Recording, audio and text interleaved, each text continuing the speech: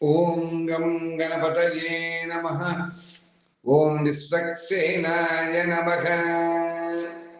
ఈ 48వ రోజున మనము శ్రీ నృసింహ పురాణంలో సూతుల వారు తెలిపినటువంటి ఆ తదుపరి అంశాలను ఈరోజు మనం తెలుసుకుంటున్నాం. తెలియజేస్తూ నమస్తే నరసింహాయ నమస్తే గుణసింధవే నమస్తే సార్వభౌమాయ జయ జయ లక్ష్మీ నరసింహాయ తే నమః. శ్రీరామ రామ రామేతి రమే రామే మనోరమే సహస్రనామ తత్తుల్యం రామనామ వరాననే. విష్ణుం నారాయణం కృష్ణం మాధవం మధుసూదనం హరిం నరహరిం రామం గోవిందం దధివామనం శ్రీవత్సవక్కటం శ్రీశం శ్రీలోలం శ్రీకరగ్రహం శ్రీమంతం శ్రీనిధిం శ్రీడ్యం శ్రీనివాస భజే నిశం. ఓం హిరణ్యకశిపుంగస్య కోపాగ్నౌ శరభాజతః సర్వాంతర్వ్యాపినే శ్రీమన్ లక్ష్మీ నృసింహాయ దివ్యమంగళం. తావన్నిత్యం మమంగేషు క్షీరాబ్ధౌ శ్రీకళావశేత్ సూర్యచంద్రమసౌ యావత్ తావల్లక్ష్మీపతిశ్రియౌ. సూర్యచంద్రమసౌ యావత్ తావల్లక్ష్మీపతిశ్రియౌ.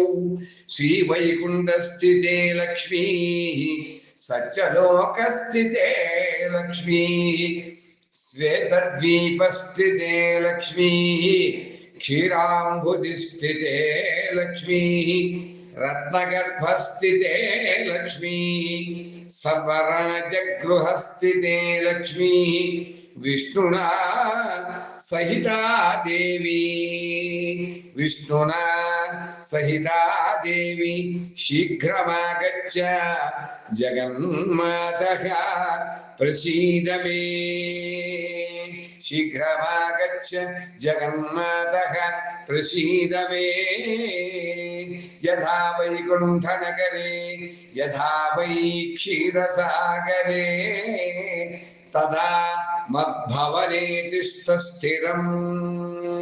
యథా వైకుంఠనగరే యథా వై క్షీరసాగరే తథా మద్భవనే తిష్ట స్థిరం. శ్రీ విష్ణునా సహ. ఈ శ్లోకమును నిత్యము ఎవరైతే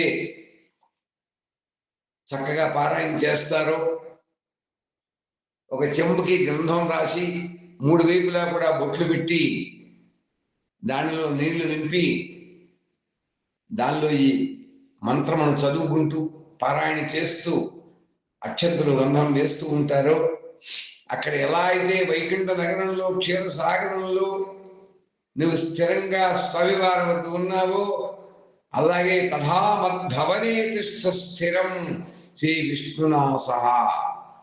యన్మూలే సర్వతీర్థాని యన్మధ్యే సర్వదేవతాః యదగ్రే సర్వవేదాశ్చ తులసీం త్వాం నమామ్యహం అని ఆ యొక్క నీటిని తులసి మాతకు చక్కగా సమర్పించినట్లయితే ఆపై ధ్యాన శ్లోకంతో అమ్మవారికి అనుగ్రహం కలిగి అష్టలక్ష్మి యోగం కలగడమే కాకుండా వారింట్లో స్థిరలక్ష్మి నివసిస్తుంది, స్థిరలక్ష్మి ఏర్పడుతుంది అని తెలియజేస్తూ మనం ఈ రోజున సూతుల వారు తెలిపినటువంటి ఈ నృసింహ పురాణం యొక్క తదుపరి అంశాలని మనం తెలుసుకుంటున్నాం.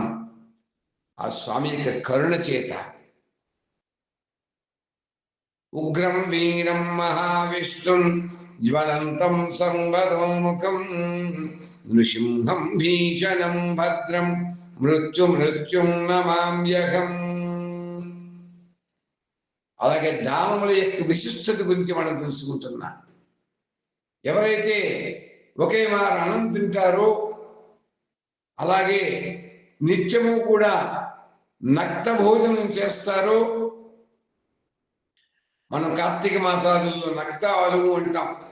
అలా నక్త దీక్ష ఎవరైతే పాటిస్తూ ఆ నక్త భోజనం చేస్తూ ఉంటారో, త్రిరాత్రాది వ్రతముల వల్ల ఉపవాసాదులను ఆచరిస్తూ ఉంటారు, వారందరూ కూడా శుభమనేటువంటి స్వర్గధామాన్ని పొందుతారు.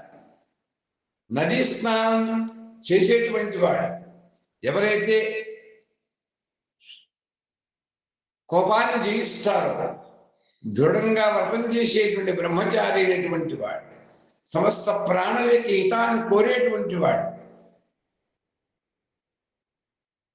నిర్మలమనేటువంటి స్వర్గానికి వెళ్తారు. పరుల యొక్క మేలును కోరుకోవాలి. వాడు మేధావి అయినటువంటి వాడు ఎవరైతే ఉన్నారో వారందరూ కూడా విద్యా దానాదం చేస్తారో, విద్య లేనటువంటి ఆ విద్య నేర్పిస్తూ ఉంటారు, లేదా ఆ విద్యా అభివృద్ధికి వారు పాటుపడుతూ ఉంటారు. అన్నీ ఉండి కొంతమందికి ఏమి లేకపోయి పాపం బాధపడుతూ ఉంటారు. వాళ్ళు అటువంటి వారికి సహాయాదులు చేస్తుంటారు.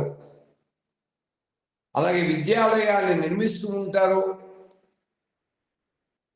ఉత్తమమైనటువంటి విద్యని అభ్యసించేటువంటి అవకాశం ఇచ్చేటువంటి వారందరూ కూడా నిరహంకారం అనేటువంటి స్వర్గధామాన్ని చేరుతారు. మానవుడు ఏ ఉద్దేశంతో దానం చేస్తాడో దాన్ని అనుసరించి ఆ విధమైనటువంటి స్వర్గధామానికి వెళతాడు అని నృసింహపురాణం ద్వారా తెలియజేస్తున్నారు. కన్యాదానము, గోదానము, భూదానము, ఈ సరస్వతీ దానము, దాని విద్యాదానం అంట. ఈ 4 కూడా అత్యంత ముఖ్యమైనటువంటి దానములు. ఈ దానములు తక్షణమే ఆ దానం చేసేటువంటి వారిని నరకము నుండి ఉద్ధరిస్తాయి. అంతేకాదు ఆవు మీద ఎక్కినటువంటి ఎవరైతే ఆవు మీద అధిరోహిస్తుంటే ఆ ఆవు మీద ఎక్కినటువంటి దోషం, ఆ పాలు పితికినటువంటి దోషం నుండి కూడా విముక్తుడవుతాడు. సమస్త దానములను కూడా ఉత్తమమైనటువంటి యోగ్యులైన వాడికి ఎవరైతే దానం చేస్తారో వారందరికీ కూడా నిరామయము అనేటువంటి స్వర్గం ప్రాప్తిస్తుంది. అలాగే మేరు పర్వతం యొక్క పడమర శిఖరం మీద, అంటే పశ్చిమ శిఖరం మీద ఎవరుంటారంటే బ్రహ్మదేవుడు నివసిస్తాడు. తూర్పు శిఖరం మీద శ్రీహరి, ఆ లక్ష్మీనారాయణుడు నివసిస్తాడు. దాని యొక్క మధ్య శిఖరం మీద మహేశ్వరుడు, సదాశివుడు, పార్వతీ పరమేశ్వరుడు నివసిస్తారు. కాబట్టి సూతుల వారు అంటున్నారు, భక్తజనులారా, ముని శ్రేష్ఠులారా, బ్రాహ్మణోత్తములారా, నిర్మలమైనటువంటిది, విశాలమైనటువంటిది అయినటువంటి ఈ స్వర్గానికి మార్గం మీరు అంటున్నారు. మరి ఏమిటయ్యా ఈ స్వర్గమలోకానికి మార్గాలు ఏమున్నాయి? 10 మార్గాలు ఉన్నాయి. ఇవన్నీ కూడా ఒకదానిపై ఒకటి క్రమంగా ఉన్నాయి.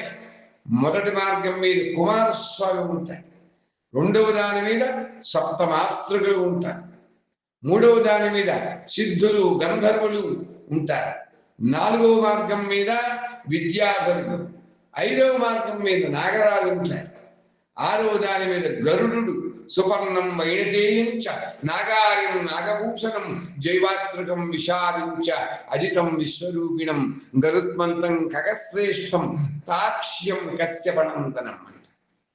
విష్ణుమూర్తి యొక్క సదా విష్ణు వాహనుడైనటువంటి ఆ గరుత్మంతుడు 6వ దాని మీద ఉంటాడు, 6వ యొక్క మార్గంలో ఉంటాడు. ఇక 7వ దాని మీద పితృగణాలు ఉంటాయి. నమో దేవతాభ్యశ్చ పితృభ్యశ్చ మహాయోగీభ్యయేవచ నమ స్వధాయై స్వాహాయై నిత్యమేవ నమో నమః. అందుకని పితృదేవతల యొక్క కార్యక్రమాలు భక్తి శ్రద్ధలతో ఆచరిస్తే ఆ యొక్క స్వర్గధామానికి చేరడానికి అవకాశం ఏర్పడుతుంది, పితృకర్మలు త్యజించరాదు అని ఈ నృసింహపురాణం మరొక్కసారి ఒక్కడి నుంచి చెబుతోంది. 8వ యొక్క మార్గం మీద ధర్మరాజు ఉంటాడు, 9వ దాని మీద ఆదిత్యుడు ఉంటాడు. భూలోకానికి అంటే భూమండలానికి 2000 యోజనముల పైన సూర్య భగవానుడు సంచరిస్తూ ఉంటాడు. మిత్ర రవి సూర్య భాను ఖగ పూష్ణ హిరణ్య గర్భ మరీచి ఆదిత్య సవిత్రు అర్క భాస్కరేభ్యో నమ. కర్మసాక్షి, జీవసాక్షి, లోకసాక్షి అయినటువంటి వాడు కాలపురుషుడు. సప్తాశ్వరమారూఢం ప్రదండం గశ్యపాత్మజం శ్వేతపద్మధరం దేవం తం సూర్యం ప్రణమామ్యహం. ఏకచక్రము అనూఢుడనేటువంటి వాడి చేత ఆ అశ్వాన్ని సప్తాశ్వరమారూఢం ప్రదండం గశ్యపాత్మజం, ఆయన కాలపురుషుడు, ఆయన సూర్యుడు సంచరిస్తూ ఉంటాడు భూలోకానికి 2000 యోజనముల యొక్క ఎత్తు మీద. ఆ ఎత్తు మీద ఉండి అందరినీ కూడా అడ్డగించేటువంటి ఆధారం ఉన్నది. మరలా ఆ ఎత్తుకు 3 రెట్ల ప్రమాణంలో సూర్యమండలం కూడా దీర్ఘంగా విస్తరించి ఉన్నది. సూర్యుడు చంద్రుని యొక్క విభావరి అనేటువంటి పట్టణంలో మధ్యాహ్నం ఉండగా అమరావతిలో ఉదయం అవుతుంది. మరి ఇంద్రుడి యొక్క నగరం అమరావతి ఉన్నది కదా, ఆ అమరావతిలో ఎప్పుడు ఉదయం అవుతుంది చెప్పారు. సూర్యుడు చంద్రుని యొక్క విభావరి పట్టణంలో మధ్యాహ్నం ఉండగా అమరావతిలో ఉదయం అవుతుంది. అమరావతిలో సూర్యుడు మధ్యాహ్నమందు ఉండగా యముని యొక్క అంటే యమధర్మరాజు యొక్క సంయమని అనేటువంటి పట్టణంలో ఉదయం అవుతుంది.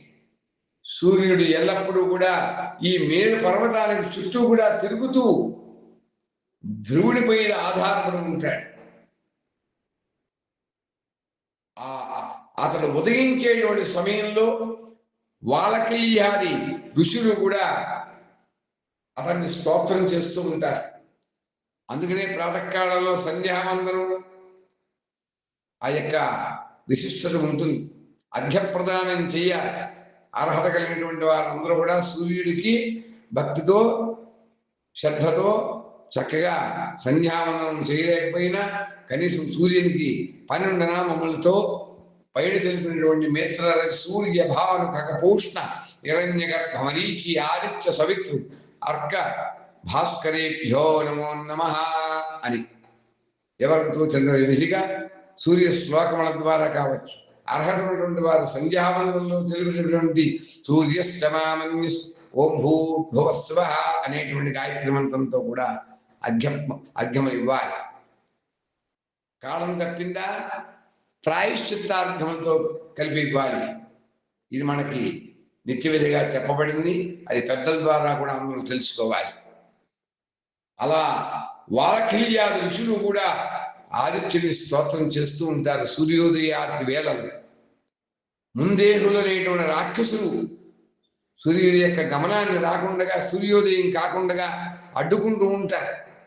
అంచేత ఆ ఋషులు ఎలా తపస్సు చేస్తూ ఉంటారో స్తోత్రం చేస్తూ ఉంటారో మానవులైనటువంటి మనం అందరం కూడా ఆ సూర్య భగవాన్ యొక్క ఉదయం రాకపోతే మనకి జీవనం లేదు. కాబట్టి జీవించేటువంటి కర్మను ఆచరించేటువంటి మనకి కాలానుక్రమణకి లేదు. కాబట్టి ఆ సూర్య భగవాన్ యొక్క ఉదయించడానికి అడ్డు లేకుండా మన కర్మను మనం ఆచరించాలి అని ఈ నృసింహపురాణం ద్వారా మనం తెలుసుకుంటున్నామని తెలియజేస్తూ ఆ యొక్క సూతుడి వారికి అనుగ్రహం చేత నృసింహస్వామి వారి యొక్క దయచేత ఈ పురాణంలో మొత్తం అంతా కూడా భూగోళంలో చెప్పబడినటువంటి ఆ భౌగోళిక విస్తరణ, ఆ స్వర్గలోకాదుల యొక్క విస్తరణ మొత్తం అంతా కూడా మనం ఈ రోజు తెలుసుకున్నాం.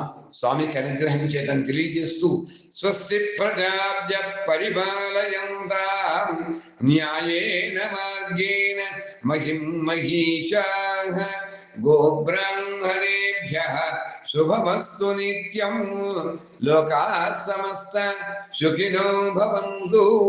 ఓం స్వస్తి ఓం స్వస్తి ఓం స్వస్తి.